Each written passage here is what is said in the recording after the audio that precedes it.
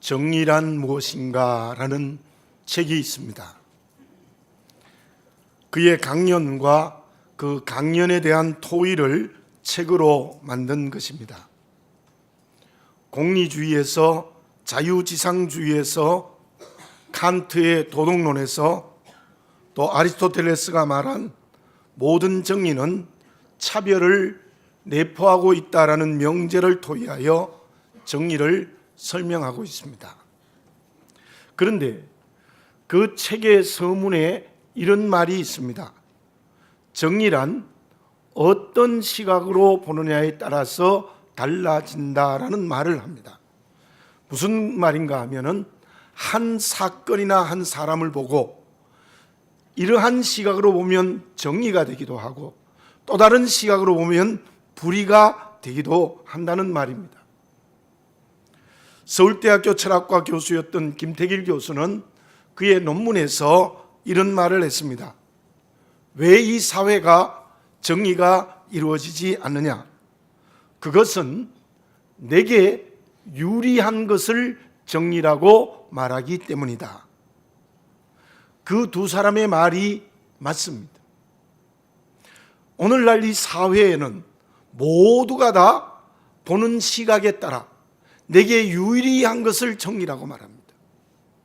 다른 시각이 되면 정의가 불의가 되고 내게 유리하지 않으면 그건 다 불의로 간주해버리고 마는 것이 이 시대가 말하는, 사회가 말하는 상대적 정의를 말합니다. 제가 좀 심한 말을 해보겠습니다. 내가 하면 로맨스이고 다른 사람이 하면 불륜이라는 말과도 통합니다. 내 아들이 어떤 힘에 의하여 취직하면 괜찮습니다. 그런데 다른 사람의 아들이 어떤 힘에 의하여 취직하면 불의하다고 소리를 지르는 것이 이 세상입니다. 여기에서 믿음을 가지고 살아가는 저와 여러분들에게는 정의롭게, 의롭게 사는 것이 무엇입니까? 저와 여러분들도 제가 지금까지 말한 사람들과 전혀 다르지 않는 내게 유리한 것, 나의 시각으로 정의와 불의를 결정하고 있지 않습니까? 더군다나 주님이 오시는 성탄을 준비하는 대림절 셋째 주일 예배를 드리고 있습니다. 하나님께서는 분명히 하나님의 의를 이루기를 원하십니다. 성탄의 사건은 하나님의 의를 이루는 사건입니다. 그렇다고 하면 믿음을 가지고 살아가는 저와 여러분들은 그리스도인으로서의 정의의 인격과 삶을 가지고 살아야 합니다. 하나님께서 말씀하시는 정의는 무엇입니까? 제가 수없이 여러분에게 말씀드렸습니다마는 하나님이 옳다고 하시는 것이 정의입니다. 하나님이 잘못됐다고 말씀하시면 그건 불의입니다. 그렇다면 우리의 시각은 어떤 시각을 가져야 됩니까? 말씀이 우리의 시각이어야 합니다. 말씀의 시각을 가지고 살아가면 정의롭게 살아갑니다. 말씀이 아닌 다른 눈으로 보면 정의롭게 살아갈 수가 없습니다. 내가 옳은 것이 하나님의 말씀과 어긋났다면 불의입니다. 도덕과 철학이 옳다는 것이 말씀과 다르면 의롭지 않습니다. 사회가 옳다고 해도 말씀과 배치되면 불의입니다. 심지어 국가가 정의라고 내세우는 것이 말씀과 다르면 그것은 분명히 불의입니다. 도덕적인 사람이 되지 말라는 것이 아닙니다. 나라의 법을 지키지 말라는 것도 아닙니다. 분명한 것은 하나님의 말씀, 하나님이 옳다고 하는 것만이 언제나 정의입니다. 그러므로 우리는 하나님이 옳다 하시는 말씀대로 살아야 합니다. 말씀대로 생각해야 됩니다. 그때 우리는 정의롭게 사는 그리스도인이 될 수 있습니다. 정의에 대한 우리의 시각은 언제나 하나님의 말씀이어야 됩니다. 예수님이 재판당하시는 상황을 봅시다. 대제사장과 서기관들, 그 당시의 율법을 가장 잘 지킨다고 하는 종교 지도자들은 주님이 백성을 선동한다는 죄목으로 빌라도에게 넘깁니다. 주님은 율법을 어기고 로마법을 어기는 불의한 죄인이라는 것입니다. 실로 그들은 하나님의 말씀을 가장 잘 지킨다고 했지만 말씀은 간 곳이 없고 자기에게 유리한 시각으로 주님을 불의하다고 정죄했습니다. 백성들의 민심은 어떠합니까? 처음에는 주님을 메시아로 영접했습니다. 그러나 재판정에서는 주님을 죽이라고 소리를 지릅니다. 그들은 결국 종교 지도자들의 사주를 받았기 때문입니다. 그들은 이용당해서 그때의 민심이 주님을 불의하다고 말한 잘못된 시각이었습니다. 재판장이었던 빌라도는 어떠합니까? 역시 아무리 생각해도 처음에는 예수님에게 죄가 없었습니다. 그러나 자기의 지위 때문에 주님께 십자가형을 내리고 말았습니다. 역시 빌라도도 자기에게 유리한 시각으로 주님을 정죄했습니다. 권력 때문에 주님을 불의하다고 말한 사람입니다. 주님이 재판받을 때, 십자가형이 집행될 때 대부분의 사람들은 전부 자기 시각으로 주님을 정죄했습니다. 그 당시에 말씀을 지킨다는 사람들, 그 당시에 권력, 그 당시에 민심까지도 모두가 다 주님을 자기 시각으로 보면서 정죄했습니다. 실로 말씀을 따라가지 못한 잘못된 불의를 저지르고 있었던 것입니다. 지금의 나는 어떻습니까? 어떤 시각으로 의를 말하고 있습니까? 어떤 시각으로 내 인격과 삶이 의라고 생각하고 있습니까? 그리스도인의 의는 오직 하나님의 말씀입니다. 그 위에 어떤 다른 것도 결코 끼어들 수가 없습니다. 10,000,000명이 의라고 하더라도 그게 말씀에 어긋나면 불이라고 얘기할 줄 아는 한 사람이 되는 것이 그리스도인입니다. 말씀대로 생각하고 말씀대로 살아야 합니다. 그때 우리는 하나님이 기뻐하시는 의롭게 사는 그리스도인이 될 수 있을 줄로 믿습니다. 그러면 하나님의 말씀의 시각으로 살아가는, 정의롭게 살아가는 그리스도인의 삶은 구체적으로 무엇입니까? 1964년 뉴욕 헬스 키친이라는 곳에 빈민가의 한 아이가 태어났습니다. 병원의 실수로 안면마비가 되었고 그로 말미암아 말을 바르게 할 수 없었습니다. 그 때문에 친구 학생들에게 따돌림을 받아서 12번이나 전학을 했습니다. 거기에다가 9살 때 부모가 이혼을 했습니다. 참으로 그의 어린 시절, 소년 시절은 불행한 삶이었습니다. 그러나 그 소년에게 한 가지의 꿈이 있었습니다. 그것은 영화 배우가 되는 것입니다. 단역으로 겨우 출연했지만 안면마비가 되고 말을 제대로 못하는 사람이 어떻게 영화 배우가 되겠습니까?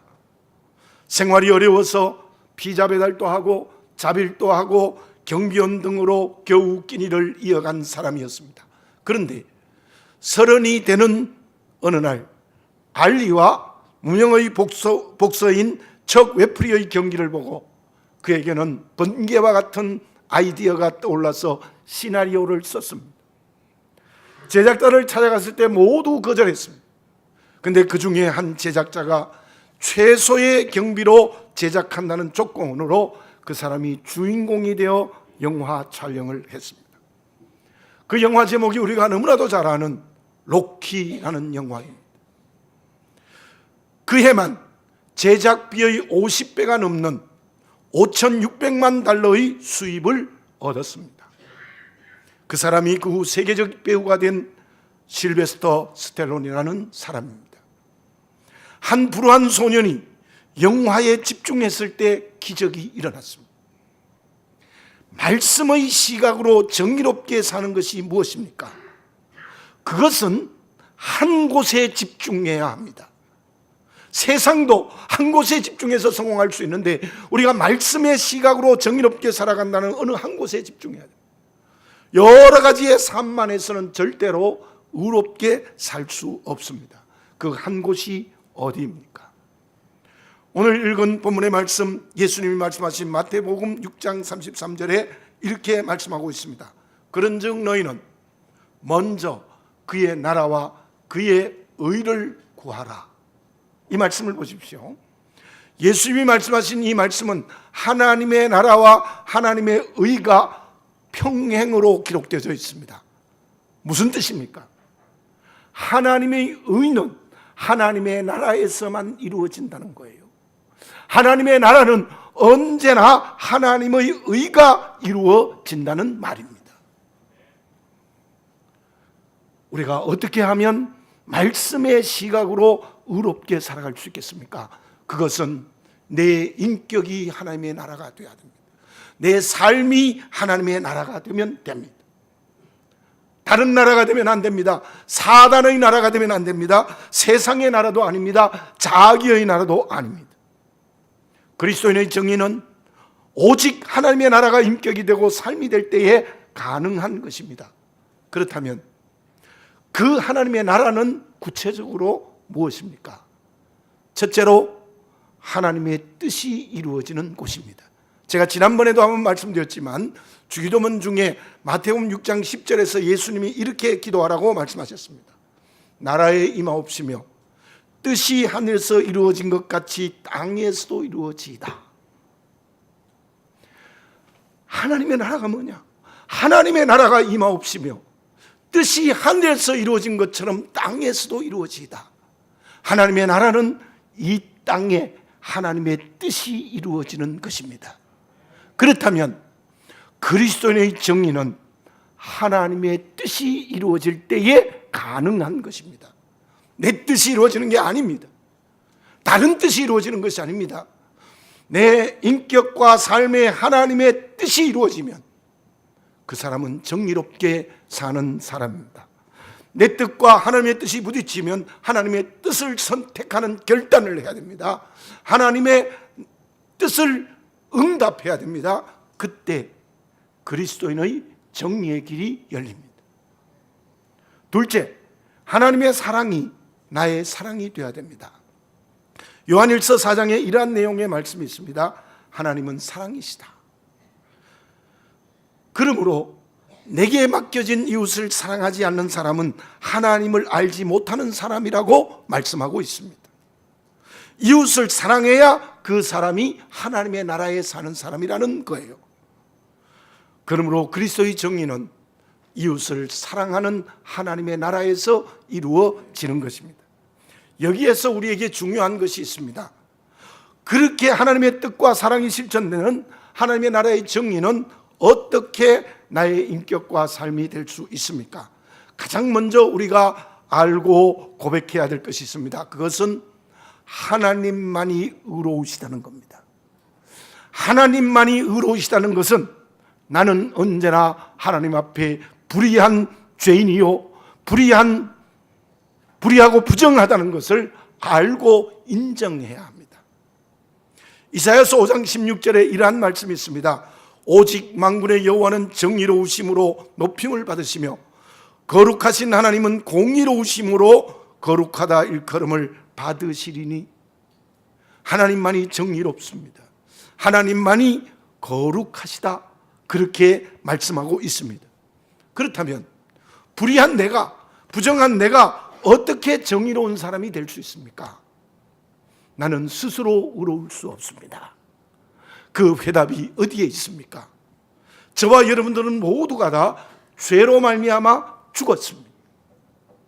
그런데 주님이 십자가에 대신 내 죄를 위하여 죽으시는 그 은혜로 말미암아 죄와 죽음으로부터 구원받았습니다. 다시 한번 물어봅니다. 우리가 죄와 죽음으로서 자유하여 영생의 길을 걸어가는 것은 오직 주님의 십자가의 은혜만이라는 것을 믿으십니까? 그렇습니다. 그렇게 하나님의 자녀된 우리가 하나님의 나라의 정의의 삶을 살아가는 것도 하나님의 은혜로만 되는 겁니다. 내 선행, 내 공로로 되는 것이 아닙니다. 오직 하나님의 은혜로만 우리가 정의를 실천하는 하나님의 나라, 하나님의 뜻을 이루며 하나님의 사랑을 실천하는 그리스도인이 될 수 있다는 말입니다. 이사야서 42장 6절 7절을 제가 봉독해 드리겠습니다. 나 여호와가 의로 너를 불렀은즉 내가 내 손을 잡아 너를 보호하며 너를 세워 백성의 언약과 이방의 빛이 되게 하리니 내가 눈먼 자들의 눈을 밝히며 갇힌 자를 감옥에서 이끌어내며 흑암에 앉은 자를 감방에서 나오게 하리라. 보십시오. 하나님이 나를 어떻게 불렀었다고요? 의로 너를 불렀다. 불의한 너를 은혜로, 의롭다고 불러주신 것입니다. 그러므로 내가 너의 손을 잡아주어야 하고, 내가 너를 보호해 줘야 되고, 내가 너를 지켜주어야 의롭게 살아갈 수 있다는 겁니다. 그때 우리는 눈먼 자의 눈을 밝혀주고, 갇힌 자를 자유케 하고, 흑암에 앉은 자를 감방에서 나오게 하는 의로운 길을 걸어갈 수 있다는 말씀입니다. 사랑하는 교우 여러분들, 내 스스로는 의를 가지고 세상을 비추이는 의로운 길을 걸어갈 수 없습니다. 하나님이 도와주셔야 됩니다. 하나님이 함께 해주셔야 됩니다. 하나님이 나를 붙드셔야 됩니다. 하나님이 능력을 주셔야 됩니다. 그때 그 은혜로 말미암아 우리의 인격과 삶이 정의로운 길을 열어젖히는 역사가 일어날 수 있습니다. 그 은혜를 달리 말하면 무엇입니까? 그 은혜가 그리스도인 된 천국 가는 순례자가 되시는 그리스도의 영, 하나님의 영인 성령이 내게 충만해야 합니다. 성령이 내게 충만해야 정의의 길을 걸어갈 수 있습니다. 내 지식과 도덕적 능력으로 안 됩니다. 나의 지식으로 하나님의 뜻대로 살 수 없습니다. 내 선행으로 하나님의 사랑을 실천할 수 없습니다. 나의 그 무엇으로도 하나님의 나라의 길을 걸어갈 수 없습니다. 성령이 도와주셔야 됩니다. 성령이 나를 감동케 하여 나를 충만해야 한다는 거예요. 그게 하나님의 은혜가 성령을 통해서 나를 감동할 때에 내가 의로운 길을 걸어갈 수 있는 거예요. 마태복음 4장에 보면 예수님이 공생애를 시작하시면서 광야에 나가서 금식기도 하고 사단을 이기십니다. 그 말씀이 기록된 마태복음 4장 1절에 이렇게 말씀이 기록되어 있습니다. 그때에 예수께서 성령에게 이끌리어 마귀에게 시험받으러 광야로 가사. 예수님이 그때 광야에 가신 것은 성령에게 이끌리어 가신 것입니다. 그 성령의 충만하심이 마귀를 이기시고 결국 십자가를 져서 전 인류를 구원하신 것입니다. 그것이 하나님의 뜻과 사랑을 이루시는 하나님의 나라였습니다. 지난주 화요일에 여호수아서 9장을 공부했습니다. 여호수아서 9장은 여호수아가 기브온 사람들에게 속아서 약속을 한 겁니다. 결정적인 실수를 합니다. 그렇게 경건하던 여호수아가요. 그때 여호수아는 하나님께 원주민들과 언약을 맺지 말라는 말씀을 거역했습니다. 말씀을 거역했다는 것은 그때 여호수아가 성령의 뜻을 거역했기 때문입니다. 그래서 하나님의 의를 이루지 못하고 불의한 결정적 실수를 한 것입니다. 우리의 정의는 오직 하나님의 나라입니다. 그 나라는 하나님의 뜻과 하나님의 사랑이 실천되어지는 곳입니다. 그것은 무엇으로 가능합니까? 내 스스로는 불가능하고 그리스도의 영, 하나님의 영인 성령이 나를 감동시킬 때 가능한 것입니다. 그때 저와 여러분들이 하나님께서 주시는 선물로 주시는 정의를 우리의 인격과 삶에 이루어가는 역사가 일어날 줄로 믿습니다. 그러면 하나님의 뜻과 하나님의 사랑이 이루어지는 하나님의 나라는 어떻게 나타납니까? 그리스도인의 정의는 무엇을 통하여 우리에게 이루어집니까? 18세기의 파가니니는 세계적인 바이올린 연주자였습니다. 프랑스 혁명의 연관이 되어져서 감옥에 가게 되어졌죠. 감옥에서도 멈출 수 없었던 것이 바이올린 연주였습니다. 연주를 하다가 줄이 다 끊어지고 한 줄만 남았어요. 교도관에게 줄을 부탁했지만 거절했습니다. 그런데 어느 날 감방에서 아름다운 연주 소리가 들렸습니다. 이상해서 교도관이 가보니 파가니니가 한 줄로 바이올린 연주를 하고 있는데 그 연주는 그 누구도 연주할 수 없는 아름다운 연주였다고 합니다. 왜 한 줄의 연주가 그렇게 아름다울 수 있었습니까? 그것은 파가니니가 한 줄의 바이올린으로 연주하는 것에 전인격 마음이 열려 있었기 때문입니다. 음악을 연주하는 것에 그 전 마음이 열려 있었기 때문입니다. 우리가 어떻게 하면 하나님의 뜻과 사랑을 이루는 정의의 길을 걸어갈 수 있겠습니까? 그것은 열려 있어야 됩니다. 닫혀 있으면 안 됩니다. 오늘 읽은 본문의 말씀 누가복음 17장 20절 21절을 제가 다시 한번 읽습니다. 바리새인들이 하나님의 나라가 어느 때에 임하니까 묻거늘 예수께서 대답하여 이르시되 하나님의 나라는 볼 수 있게 임하는 것이 아니요 또 여기 있다 저기 있다고도 못하리니 하나님의 나라는 너희 안에 있느니라. 그럼 저를 따라서 해볼까요? 하나님의 나라는 너희 안에 있느니라. 아멘입니다. 바리새인들이 물었습니다. 하나님의 나라가 어느 때에 임합니까? 하나님의 나라는 복에 임하는 것이 아니다. 여기 있다 저기 있다고도 말하지 마라. 하나님의 나라는 너희 마음 안에 있느니라. 이렇게 말씀하셨어요. 그 말씀의 뜻이 무엇입니까? 우리의 마음이 하나님께 열려 있어야 된다는 거예요. 우리의 마음이 하나님의 나라가 됐다는 것은 우리의 마음이 하나님을 향하여 활짝 열려 있어야 된다는 거예요. 하나님께 닫혀 있으면 안 된다는 거예요. 아담과 하와의 죄가 무엇입니까? 아담과 하와가 처음 에덴 동산에 있을 때는 하나님께 열려 있었습니다. 근데 따먹지 말라고 하는 선악과를 따먹는 죄 때문에 하나님과의 관계가 닫혀버렸습니다. 그 닫힘은 죽음의 길이었습니다. 주님의 십자가의 은혜가 무엇입니까? 죄로 하나님과 닫혀진 것을 열어주신 것입니다. 구약의 5대 제사가 주님의 십자가라면 바로 주님의 십자가는 하나님과 인간의 닫힌 것을 완전히 열어주었습니다. 기억하십시오. 마음이 하나님께 닫히면 사단의 나라가 됩니다. 마음이 하나님께 열리면 그 사람은 하나님의 나라가 되는 마음이 되는 거예요. 그 사람이 정의의 길을 걸어갈 수 있습니다.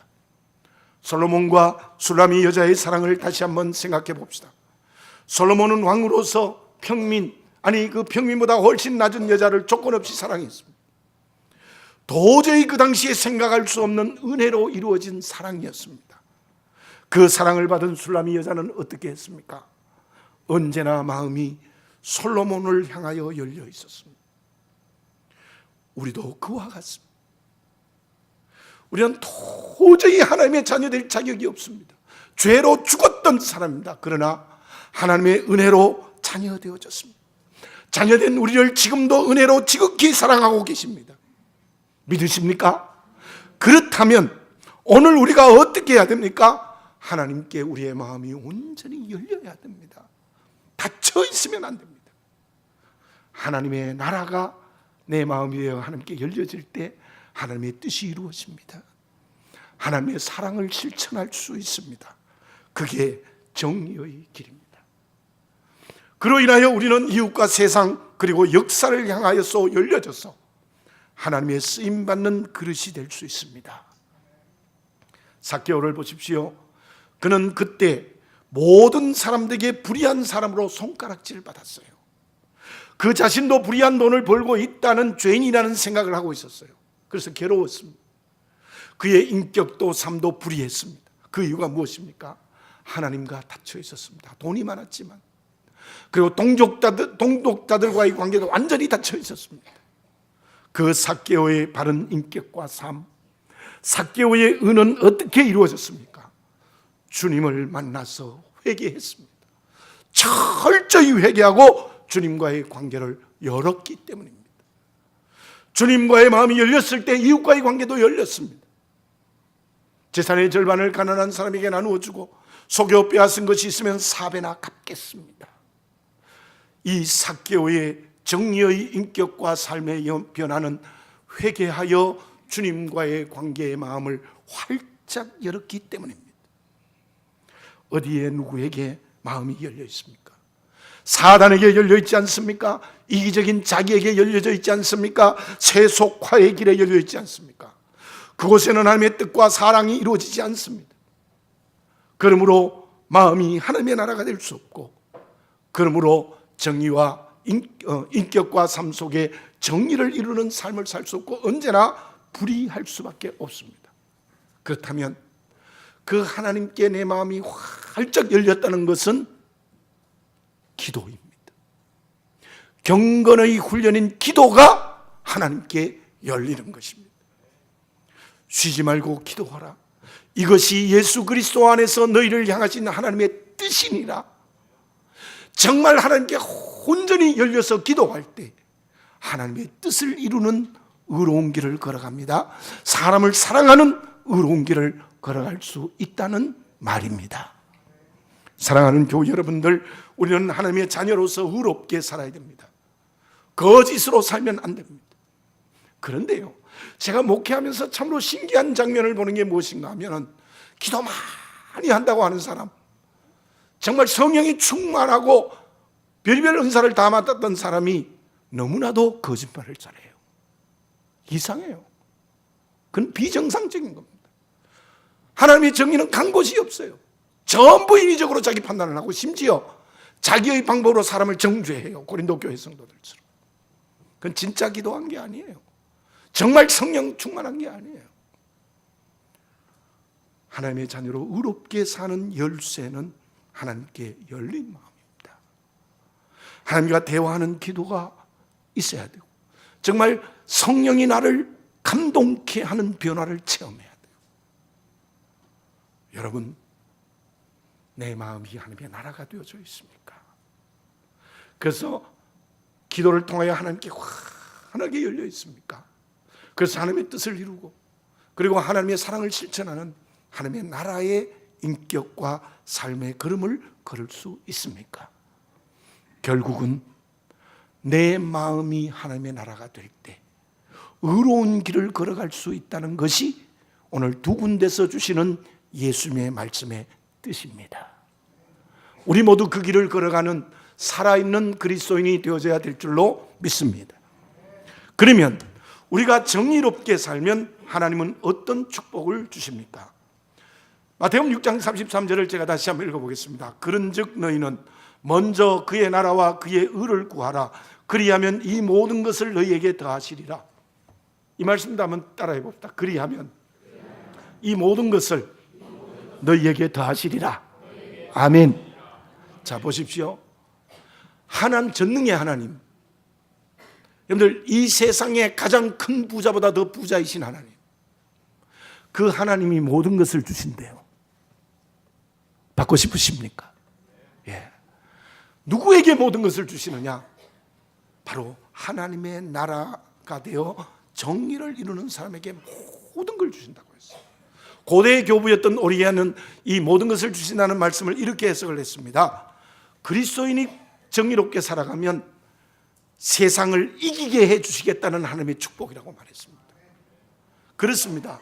내 힘으로는 이기지 못하지만 우리가 하나님의 나라가 되어 의를 이루면 이 세상도 이기고 자기도 이기고 사단도 이기는 승리의 길을 약속해 주시는 하나님의 축복입니다. 어떤 성경학자는 이 모든 것을 주신다는 말씀을 내 마음에 기쁨과 만족을 주신다고 해석합니다. 그렇습니다. 정말 우리가 하나님의 나라의 의를 이루어가면 하나님이 내 마음에 참 기쁨과 평화와 만족을 주십니다. 그런데 6장 전체의 맥락을 보면 6장의 내용이 무엇입니까? 염려하지 마라, 근심하지 말라, 들에 피는 백합화를 보라, 공중 나는 새를 보라, 농사짓지도 않고 수고도 안 하는데 다 먹이지 않겠느냐? 하물며 너희들에게 내가 먹이지 않겠느냐? 그 말씀을 6장 계속했어요. 그러면서 마지막 부분의 33절에 와서 하신 말씀이 그런즉 너희는 먼저 그의 나라와 그의 의를 구하라. 그리하면 이 모든 것을 너희에게 다 하시리라. 이렇게. 그러니까 우리가 6장을 읽어보면 뭐 아무 걱정할 거 없겠네. 아니에요. 불의하게 살면 그거 안 주세요. 안 준다는 말이에요. 그런즉 너희는 먼저 그의 나라와 그의 의를 구하라. 그리하면 이 모든 것을 너희에게 다 하시리라. 여러분, 정말 우리가 하나님의 나라의 의를 가지고 살아가면 하나님은 먹을 것, 입을 것, 살 집, 건강 다 축복으로 주신다는 약속입니다. 믿으시기 바랍니다. 하나님이 책임져 주신다는 약속의 말씀입니다. 나는 지금 하나님의 나라의 정의의 길을 걸어가고 있습니까? 아니면 다른 나라인 불의의 길을 걸어가고 있습니까?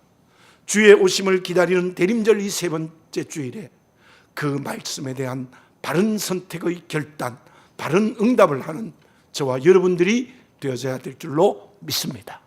기도드리겠습니다. 사랑하는 아버지 하나님, 다시 한번 나를 정직하게 보게 해 주시옵소서. 내 마음이 하나님의 나라가 아닙니다. 온갖 세속의 것, 이기적인 것들로 욕심으로 채워진 마음이 아닙니까? 주여 성령으로 버리게 해 주시옵소서. 내 마음이 기도를 통하여, 성령을 통하여 그 모든 것을 버리고 하나님께 열린 그릇 되게 해 주시옵소서. 그리하여 하나님의 뜻을 이루고 하나님의 사랑을 이루는, 하나님의 나라의 정의를 이루는 우리가 되게 해 주시옵소서. 사랑하는 아버지 하나님, 믿음으로 살아간다고 하면서, 하나님의 자녀 되었다고 하면서 하나님의 옳다 하시는 것에 대적하고 살아가고 있지 않습니까? 이제 다시 한번 주시는 말씀에 바르게 응답하여 내 마음이 하나님의 나라가 되어 하나님의 의를, 인격과 삶이 되는 길을 걸어가 하나님께서 사단과 세상과 자기를 이기게 하시는 은총을 체험하고 기쁨과 만족을 축복으로 받고 내 삶을 책임져 주시는 하나님의 축복을 받고 살아가는 저희들 되게 해 주시옵소서. 저희들은 천국 백성입니다. 오늘도 내 인격과 삶이 하나님의 나라가 되게 하여 주시옵소서. 예수님의 이름으로 기도드립니다. 아멘.